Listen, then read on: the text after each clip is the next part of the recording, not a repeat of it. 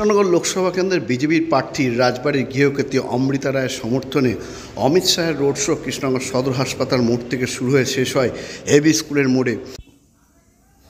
এদিন স্বরাষ্ট্রমন্ত্রী অমিত শাহ আসায় গোটা কৃষ্ণনগর শহর মুড়ে রাখা হয় কড়া নিরাপত্তা। ছিলেন বিজেপি নেত্রী পাপিয়া অধিকারী, তার সঙ্গে আমরা কথা বলেছিলাম। তিনি ঠিক কী জানিয়েছেন তার বক্তব্য আমরা শোনাবো। আর এ নিয়ে আজকাল আগামী বিশেষ প্রতিবেদন। সমর্থনে হওয়া রোড শোতে হাঁটলেন বিজেপির নেতৃত্ব।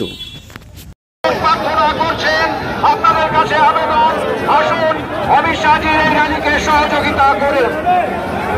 বন্ধুগণ, আগামী 13 তারিখ আমাদের নির্বাচনে আমাদের ভারতীয় জনতা পার্টির প্রার্থী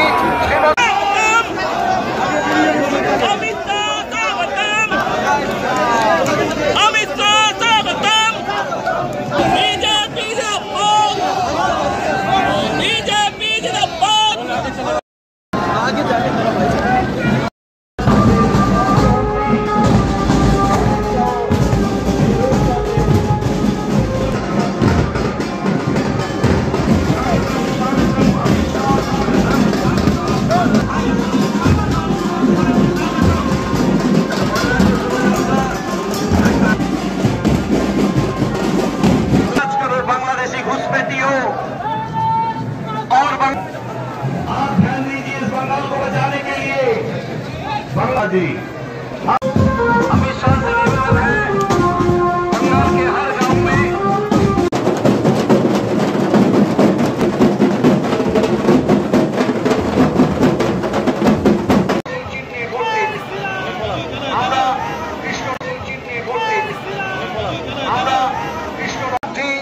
অমৃতা রায়কে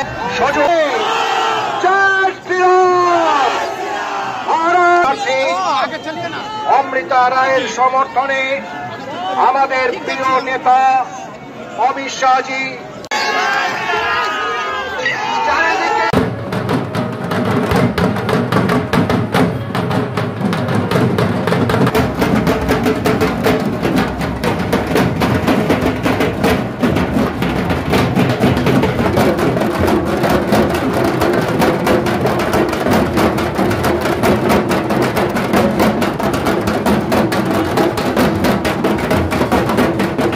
আর দূরে নয় অ্যাপেলো, হাত বাড়ালেই অ্যাপেলো।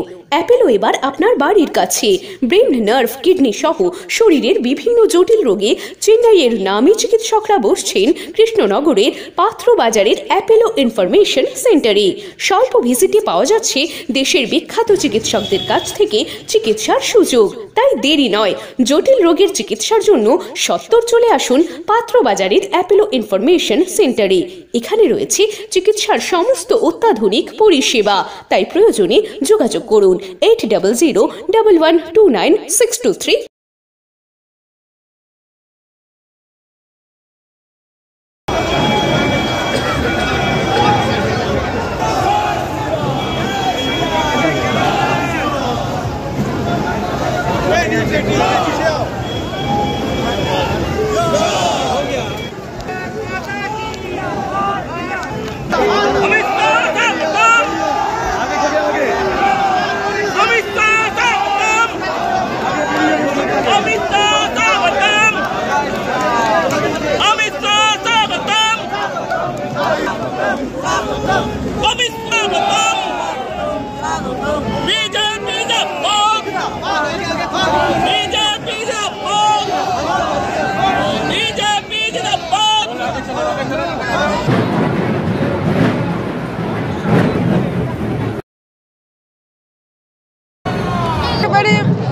মানে যদি সেই অর্থে বলতে হয় তাহলে হেভেন অ্যান্ড হেল।